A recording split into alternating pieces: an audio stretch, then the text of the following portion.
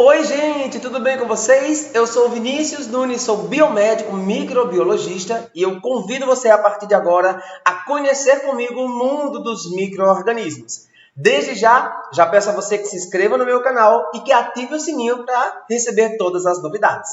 Hoje nós vamos conversar um pouco sobre as bactérias que fazem parte do reino Monera, tá? Que é o reino mais simples e simplificado, apesar de uma gama de complexidade que nós vamos ver no decorrer dos dias aí, estudando um pouco sobre ele, tá? Então, as bactérias, elas fazem parte do reino Monera e não só as bactérias. As arqueobactérias e as cianobactérias, sim, elas também fazem parte do reino Monera, tá? Todos os seres que são pertencentes a esse reino, nós chamamos eles de procariontes, são seres que têm, apesar de ter todas as organelas organizadas, né, bonitinhas, mas eles ainda têm um pouco de desorganização, vamos falar assim. Então, são células mais simplificadas, menos organizadas, e aí são consideradas procariontes, tá? Todos os seres também pertencentes a esse reino, eles são denominados como seres unicelulares, tá? Eles são seres unicelulares, apesar de poder aí ser classificado de várias formas, tá? Mas são unicelulares porque o corpo desses micro-organismos, eles são formados por apenas uma célula. E essa formação por apenas uma célula é quem dá justamente a denominação de seres unicelulares a todos os micro-organismos pertencentes a esse reino. As bactérias, arqueobactérias e cianobactérias, tá? Então, só recapitulando, o reino bactéria ou o reino Monera são formados por bactérias unicelulares, tá? Não só as bactérias, como as ciano e arqueobactérias também, podem ser encontradas tanto de formas isoladas como também colônias.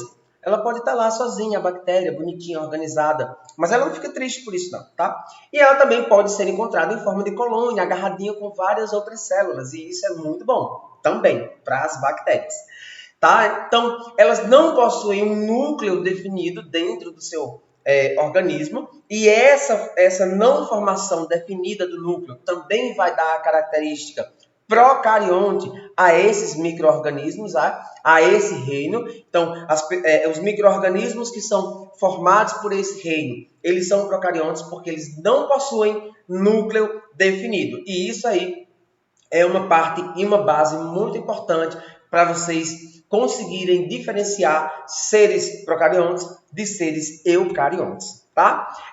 Também são variáveis, tá? Eles podem variar de tamanho, podem variar de forma, podem variar seus arranjos, e a gente vai ver tudo isso aqui ainda nesse momento que a gente está aqui junto, tá? Quando a gente fala sobre formas e arranjos bacterianos, nós podemos ver que nós possuímos 4 formas, diferenciadas desses micro-organismos. Então, eles podem apresentar em formas de cocos, espirilos, bacilos e víbrium.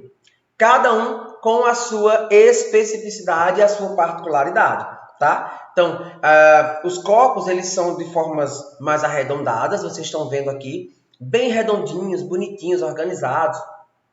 Os espirilos, eles parecem uma espiral do caderno da gente, né? Quando a gente está olhando para o caderno, é como se a gente estivesse vendo também um espirilo. Nós temos os bacilos, que já são cilíndricos, né? Então eles são alongados, tá? A gente consegue ver essa diferença bem nítida.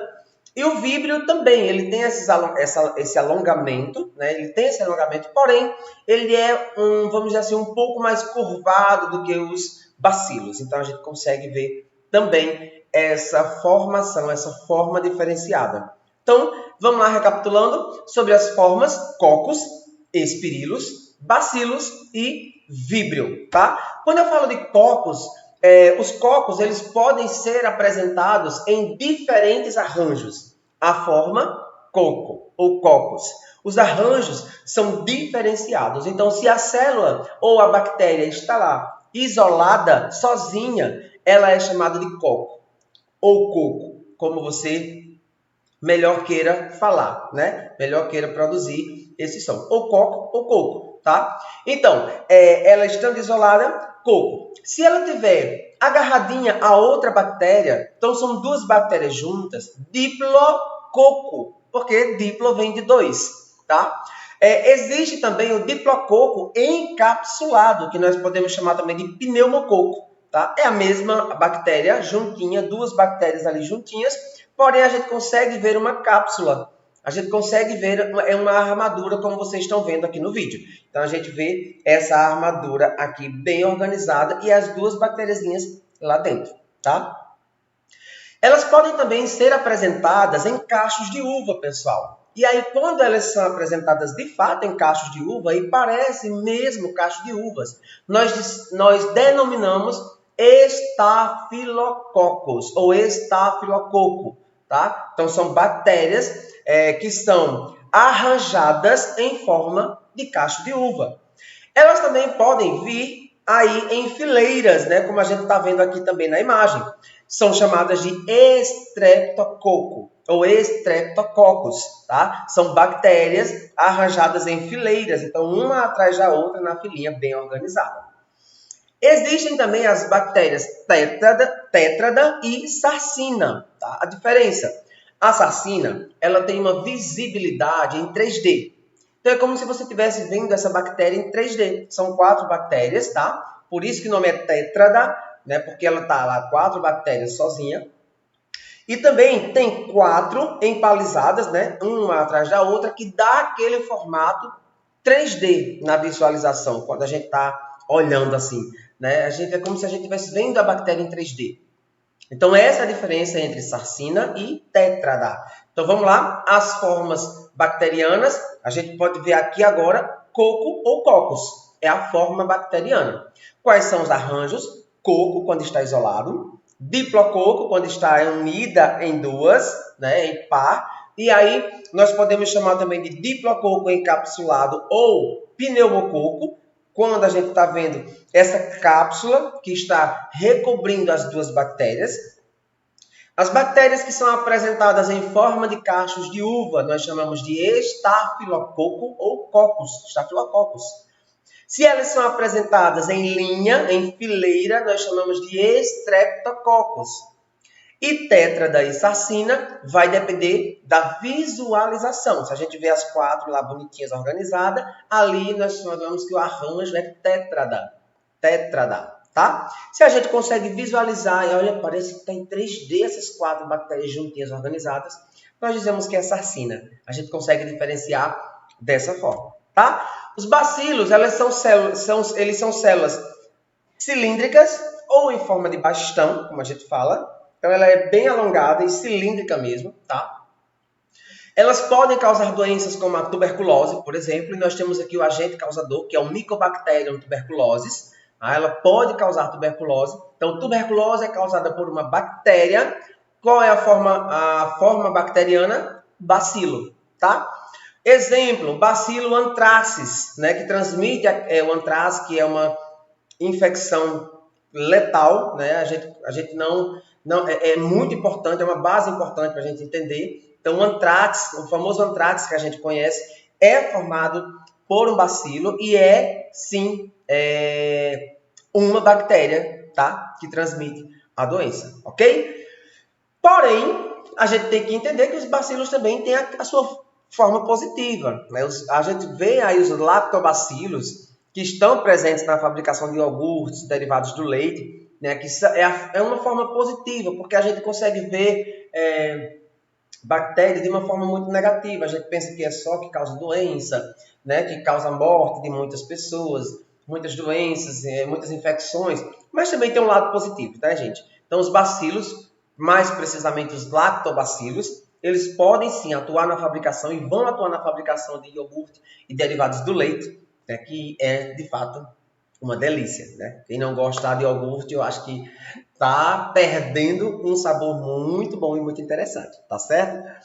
Os espirilos já são células espiraladas, né? O próprio nome já está dizendo, espirilo, são células espiraladas ou a gente pode chamar de células helicoidais. Tá? Então, as literaturas elas podem trazer das duas formas e as duas formas estão corretas.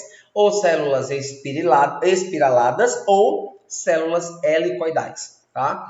É como se a gente estivesse vendo um saca-rolha. Eu coloquei até aqui, né, a semelhança de um saca-rolha, que é para a gente abrir o vinho, né? Tirar a rolha do vinho. Então, saca-rolha ou a espiral do caderno de vocês também, que vocês utilizam, eles também, sim, servem como inspiração para essa semelhança aos espíritos, tá? Algumas, elas possuem formas mais rígidas, outras possuem formas mais flexíveis, mas elas são também causadoras de doenças bacterianas, tá? Exemplo, nós temos a sífilis. A sífilis é causada por uma bactéria na sua forma de espirilo. Ou outras literaturas que trazem o nome de espiroqueta. Tá? Então, a gente pode encontrar espirilo, pode encontrar espiroqueta e está tudo bem. A gente está falando da mesma forma bacteriana. Tá? Nós temos também o víbrio. O víbrio é, como eu estava falando a vocês, lá no início da nossa conversa aqui. Então, ele tem uma forma mais cilíndrica, porém bem menor, aparenta ser menor do que o bacilo, tá? Aparenta ser um pouco menor do que o bacilo. E ele tem uma semelhança de bastão, porém discretamente encurvado. A gente vai ter uma pequena elevação na curvatura, tá? Vão habitar ambientes marinhos, né? Mais tipicamente, eles são mais encontrados em ambientes marinhos.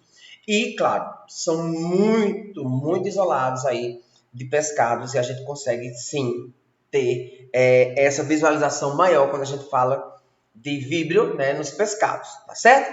Se você curtiu, se você gostou dessa nossa conversa, desse nosso encontro, mais uma vez eu peço a você que se inscreva no meu canal, deixe o seu like, comente essa aula de hoje, essa conversa e tudo que você puder acrescentar aqui, você pode deixar aqui embaixo na nossa conversa para a gente poder bater esse papo legal, tá certo? Se você gostou de verdade, você vai compartilhar com seus melhores amigos. Obrigado e até a próxima aula.